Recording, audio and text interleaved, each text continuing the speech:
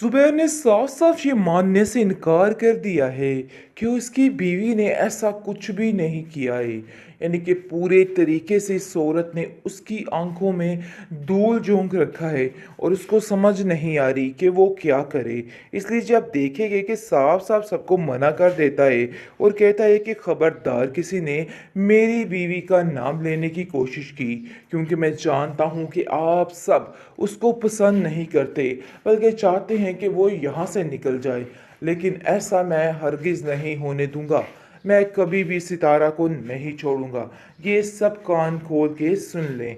जिस पर सितारा कहती है कि सबकी ये कोशिश नाकाम है, इसलिए बेहतर यही है कि ये कोशिश मत की जाए, क्योंकि मैं जानती हूँ कि बिल्कुल फ़ज़ूल है ये सब कुछ करना। आगे से आप देखेंगे कि ज़ुबैर कहता है कि तुम फ़िक्र मत करो, इन लोगों की बातों से मत डरा करो, क्योंकि मुझे कोई फ़र्क नहीं पड़ता इन लोगों की बातों से और तुम्हें भी डरने की कोई ज़रूरत नहीं है। मैं सब कुछ ठीक कर लूँगा और सबको हैंडल कर लूँगा। तुम बिला वजह इन लोगों की वजह से परेशान मत हुआ करो। जिसको सुनकर वो कहती है कि आपकी बातों से कितनी तसल्ली हो जाती है। लेकिन देखिए, इन लोगों ने तो मुझ पर इतने-इतने ताने कसने शुरू कर दिए। आखिर है क्या ये बात? मैंने ज़रा-सा अपने हक़ में बोलने की कोशिश की, हर चीज़ बर्बाद करने लगे ये लोग। ज़ीनत सारा मामला देख रही होती है, लेकिन ज़ुबैर को कुछ भी बता नहीं सकती, क्योंकि वो जानती है कि अगर बता दिया तो कोई भी उसकी बात का यकीन नहीं करेगा। इसलिए खामोशी के साथ ये सारे मामलात को देखती रहती है बेचारी कि आखिर ये सब कुछ क्या हो रहा है। लेकिन एक लफ्ज़ भी खुद नहीं कुछ बोल सकती, क्योंकि वो जानती है कि यहाँ पर बोलेगी तो अपना नुकसान कर बैठेगी। सितारा जितनी चालाक है, वो कभी भी अपने पैरों पे पानी नहीं गिरने देगी, बल्कि सिर्फ़ और सिर्फ़ ज़ीनत को ही उजाड़ के रख देगी और ज़ीनत पर ऐसे-ऐसे इल्ज़ामात लगा देगी कि ज़ीनत बेचारी कुछ भी नहीं बोल पाएगी। लेकिन जी, आप देखेंगे कि बहुत परेशान हो चुकी है अंदर ही अंदर ज़ीनत कि आखिर इस सितारा का मुकाबला कैसे करेगी और ये सितारा यहाँ से कब और कैसे जाएगी, क्योंकि वो जान चुकी है कि असल कहानी है क्या। इसलिए अब वो चाहती है कि जितनी जल्दी हो सके ये कहानी का दी एंड हो जाए। लेकिन ज़ीनत अभी नहीं जानती है कि उसकी बेटी के साथ ही क्या तमाशा किया जा रहा है और ये जहांगीर इस हद तक गिर गया है कि कुछ भी करने को तैयार है। वो सितारा के साथ ये देख के काफ़ी हैरान है और सितारा को मना भी करती है।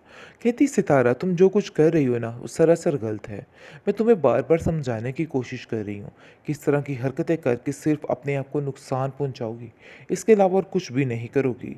लेकिन ये दूसरी तरफ शादी करने की तैयारी में है असलम भी, और वो भी बहुत बेचैन और उतावला हो चुका है और बार बार आकर ज़ुबैर को कहता है कि ज़ुबैर भाई मेरी दूसरी शादी करवा दीजिए। मुझे ऐसा लगता है कि मुझे यहाँ पे सुकून नहीं मिलने वाला। आप देखिए ना अपनी ज़िंदगी में किस कदर खुश हैं और मुझे कभी देखिए कि मैं अपनी ज़िंदगी में कितना उदास हूँ। न जाने क्या-क्या बर्दाश्त करना पड़ता है मुझे, क्या-क्या देखना पड़ता है। अगर आप ये देखें तो आपको अंदाज़ा हो कि आखिर क्या से क्या हो रहा है। जिसको सुनकर आप देखेंगे कि वो असलम को कहता है कि अरे भाई देखता हूँ, बहुत जल्द तुम्हारे भी सारे मसले हल करता हूँ, इसलिए बिल्कुल भी परेशान मत हो, सब कुछ ठीक हो जाएगा। आगे से आप देखेंगे कि ज़ुबैर इसको काफ़ी तसल्ली देता है। लेकिन जैसे ही घर आता है, घर का माहौल बिगड़ा-तिगड़ा होता है। देख के काफ़ी हैरान हो जाता है। कहता है आखिर ये क्या तमाशा है? कब तक ये तमाशे लगे रहेंगे और ये सब कुछ ऐसे ही होगा? मुझे तो कुछ समझ नहीं आ रही। आप लोगों को सितारा को एक्सेप्ट करना ही होगा, क्योंकि सितारा को एक्सेप्ट किए बगैर आप लोगों को कुछ भी नहीं हासिल होगा।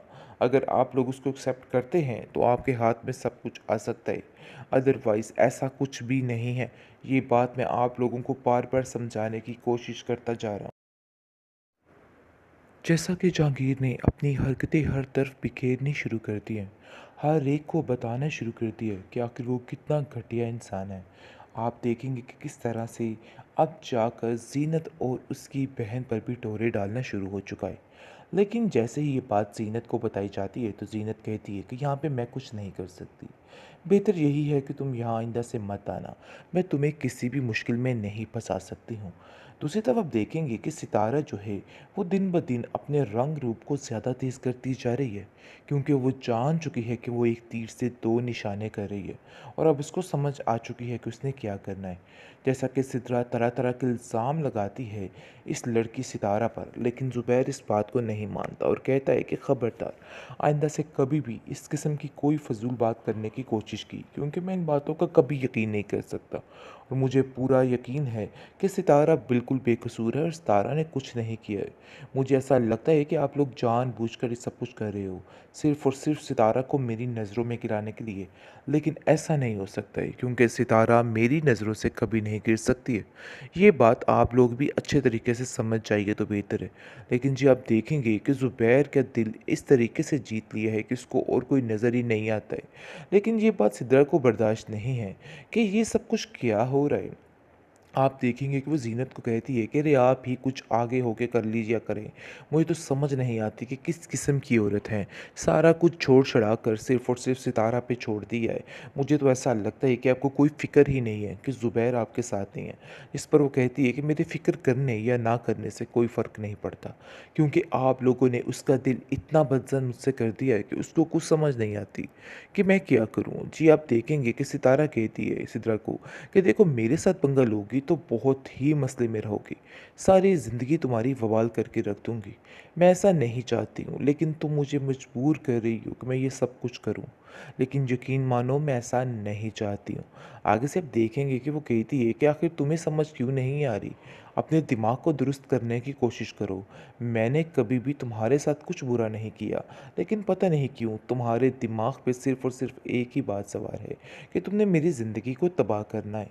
ज़ीनत कहती है कि मुझे किसी की बातों से कोई फ़र्क पड़ता नहीं है, ना ही कोई लेना-देना है। लेकिन ज़ीनत अभी नहीं जानती है कि उसकी बेटी के साथ ही क्या तमाशा किया जा रहा है और ये जहांगीर इस हद तक गिर गया है कि कुछ भी करने को तैयार है। वो सितारा के साथ ये देख के काफ़ी हैरान है और सितारा को मना भी करती है। कहती सितारा तुम जो कुछ कर रही हो ना वो सरासर गलत है। मैं तुम्हें बार-बार समझाने की कोशिश कर रही हूँ कि इस तरह की हरकतें करके सिर्फ़ अपने आप को नुकसान पहुँचाओगी। इसके अलावा और कुछ भी नहीं करोगी। लेकिन ये दूसरी तरफ शादी करने की तैयारी में है असलम भी, और वो भी बहुत बेचैन और उतावला हो चुका है और बार-बार आकर ज़ुबैर को कहता है कि ज़ुबैर भाई मेरी दूसरी शादी करवा दीजिए। मुझे ऐसा लगता है कि मुझे यहाँ पे सुकून नहीं मिलने वाला। आप देखिए ना अपनी ज़िंदगी में किस कदर खुश हैं और मुझे कभी देखिए कि मैं अपनी ज़िंदगी में कितना उदास हूँ। न जाने क्या-क्या बर्दाश्त करना पड़ता है मुझे, क्या-क्या देखना पड़ता है।